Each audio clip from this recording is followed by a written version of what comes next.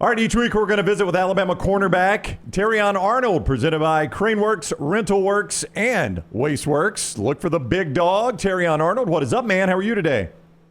I'm great, man. How y'all doing? Man, we're doing fantastic. Let's rewind to the LSU game. I think to a man, every Alabama player has said, man, that, and even Nick Saban, your head coach, said it was one of the best atmospheres he'd ever been in at Bryant-Denny Stadium. How did that feel to you on the field? Man, the atmosphere was surreal. And truth be told, I wish I could go back. So before the game, you go back to 2014, first ever college football playoff. One of the Alabama all-time fan favorites, Blake Sims, was the quarterback. You guys had a little interaction before that game. What was said? He told me he was proud of me. Before the season coming in, we talked about like expectations and just how to deal with pressure. And as far as that goes, and Blake, I mean, he's kind of like a big brother role to me. We talk occasionally, but when we talk, it's very valuable and very key. And I mean, he does a great job of giving me pointers. And just to hear him say he was proud of me, that made me happy. It does seem like your position can be the loneliest place on a football field. And sometimes you just feel like you're out there by yourself. Yeah, truth be told, I really do.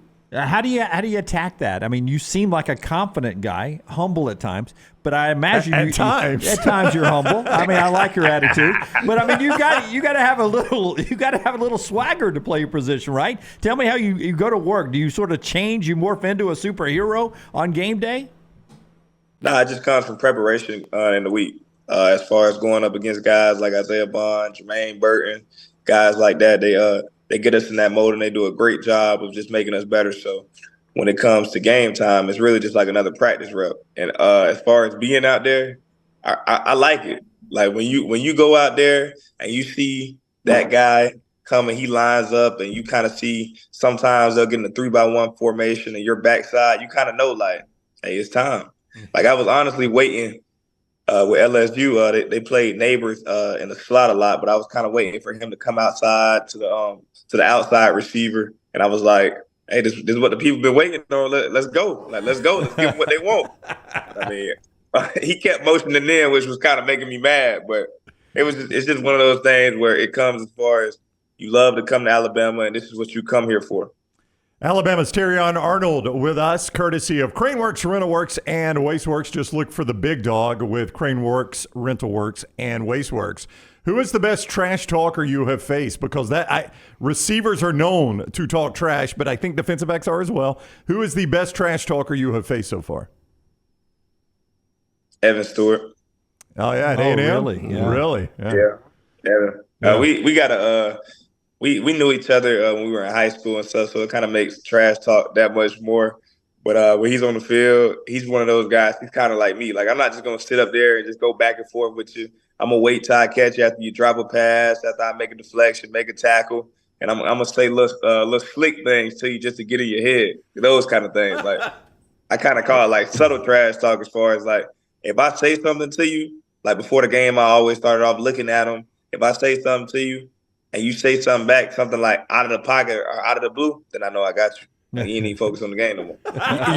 Your early fourth quarter pick, that was the swing moment of the game. And as far as a personal in the moment for you on the field, was that the top of all time with that crowd and what that actual play meant for your team? Yeah, I would definitely say that. So do you get chills thinking back about that? Nah, because if I'm being honest, the type of person I am, I wish I could have scored. Like, I'm thinking in my head, like, as soon as I caught it, I'm trying to make it move, but I'm like, all right, it's three. It's three right here. Like, I can't go nowhere. Let me just hold the ball tight. Because I really thought about catching it and running backwards. I was going to run backwards and try to run around everybody, but I would have been like, they would have been like, what is he doing? I have a feeling Nick wouldn't have used exactly those words there. Hey, speaking of which, I've got the worst mouth by far on this panel. But Kevin Steele at halftime, have you heard the language that you heard at halftime ever before with Kevin Steele? And was he using the F word to make up different words? Like, people can get creative with the F word.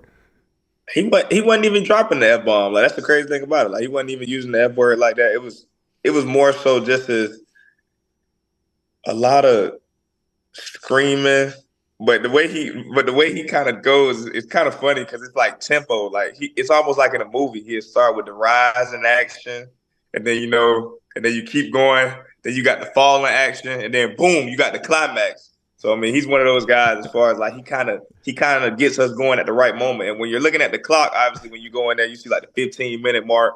He'll start talking around like that 8-minute mark. We done made our adjustments before that. And from that 8-minute mark all the way down to like that 2-minute mark before we had to go out, it's just boom, boom, boom. And you just sitting there like, oh, yeah. So it wasn't even necessarily like some of it, like I said in the interview, I was like, man, I couldn't repeat what he said. But honestly, some of it, it was like, I hear what you're saying, Coach, but I'm more focused on how you saying it. Like, all right, what you're saying, I just hear your voice. Like, yeah, I'm ready. Like one of those, and then the team get to going like, yeah. So I mean, it's great. Do you do a Kevin Steele imitation? Can you imitate it?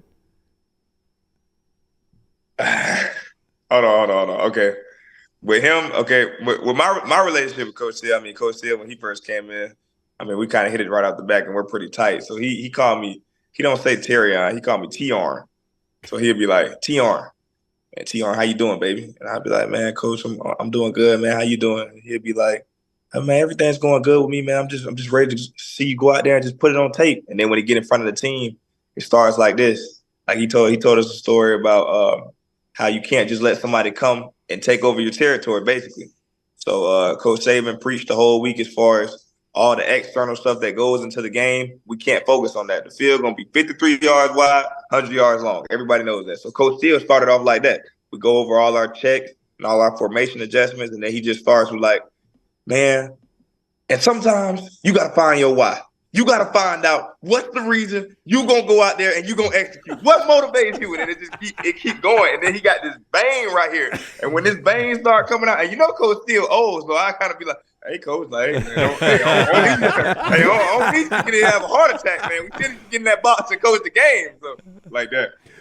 Tell me you've seen the Caleb Downs reaction to your interception. I saw it on TikTok yesterday in the background on one of the replays.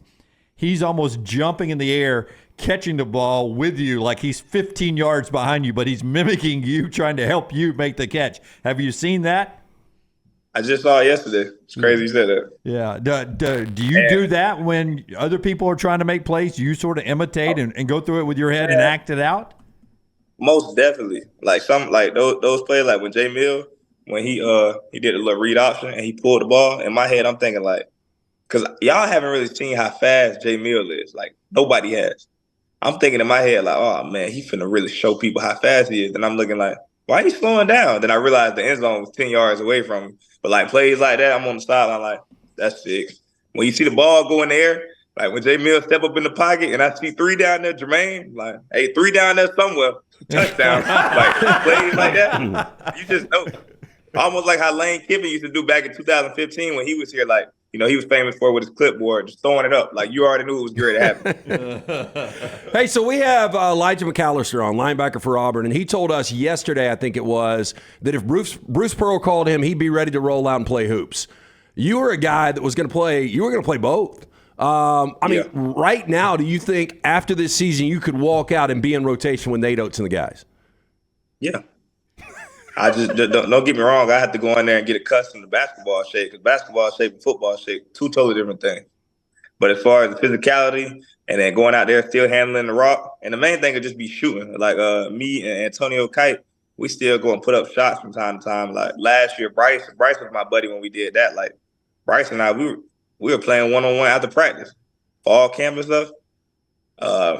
Like that little, not fall camp, but during the summer when you kind of have like that downtime before 7-on-7, we used to go on, we used to play and stuff. Obviously, when you played one-on-one against Bryce, it was a little scary for me because anytime you shoot the ball, I'm like, yeah, I can't really jump or contest it how I want to. You the quarterback. If you get hurt, the season's over. So the Nick Saban used to have these infamous pickup games, and you know they would actually draft coaches, and they would play. Yeah, but I was going to ask you, if the coaches were drafting a team, would you be the number 1 overall pick? Are you the best basketball player on Alabama's team right now? Come on, I'm a competitor. You know I'm going to say that regardless. Okay, well then who's number 2? Now I will say this, though. Antonio Kite, he could go and play basketball right now. Like he could go and play in a game tomorrow. I'm not lying. Like he could go and play in a game tomorrow. Wow. Does Nate Oates know this? I don't think so. I literally, it's some conversation when I tell him, I'm like, dude, because like when we go play basketball at the rec, obviously like it's football players playing basketball, so it's a lot of aggressiveness. Kind of like Caleb was guarding him. Caleb, he guarding him every time he driving. Caleb putting two hands on him. I'm like, Caleb, you are not pressing. You cannot use two hands to touch this man. It's an automatic foul. He's like, hey, we just gonna play physical. But like Antonio Kai, he has a real bag, like a bag. Like as they would say, at corner, when you lock down, sometimes you use your tough jam, sometimes you fake your tough jam, you motor mirror, or you use hard press. Everything in basketball, he got that. Like he has that. It's crazy. And the dude can jump. Wow. All right, he is Terrion Arnold. Good luck against Kentucky, Terrion. We appreciate the time. I appreciate y'all, man. All right, buddy. Thank you, Terrion Arnold. Brought to you each week, courtesy of CraneWorks, RentalWorks, and WasteWorks.